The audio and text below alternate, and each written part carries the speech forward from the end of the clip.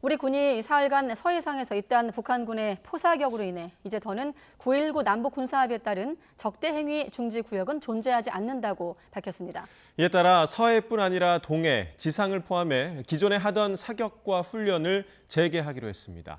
취재 기자 연결해서 자세한 내용 알아봅니다. 최민기 기자. 네, 국방부입니다. 네, 9.19 군사합의 5년여 만에 사실상 이제 백지화된 것 같은데 지금 상황 전해주시죠.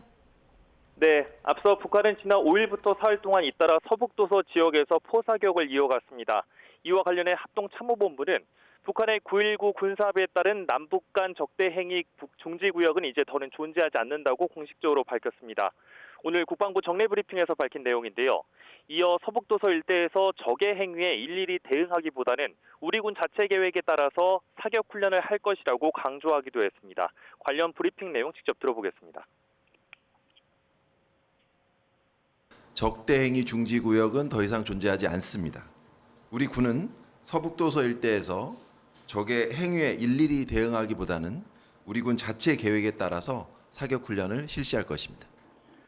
합참은 이와 관련해서 서해뿐만 아니라 동해를 포함한 해상과 지상의 적대 행위 중지 구역에서 군사합의 이전에 하던 기존의 사격과 훈련을 정상적으로 할 것이라는 의미라고 설명했습니다.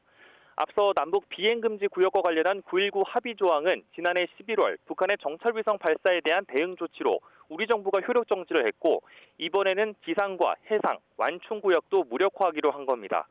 군 당국은 사실상 9.19 합의가 무력화됐다고 보고 북한이 다른 군사적 도발을 해올 경우 이에 상응하는 조치를 할 방침인 것으로 전해졌습니다. 또 우리 군은 지난 6일 북한군이 60여 발 포탄을 사격하면서 폭약을 10여 차례 터뜨린 것으로 파악하기도 했습니다.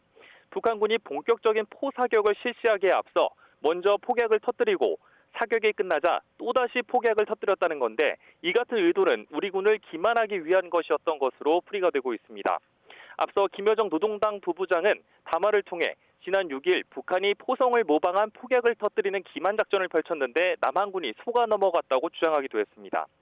실제 조선중앙TV는 어제 저녁 북한군이 폭약을 터뜨리는 장면도 보도했습니다.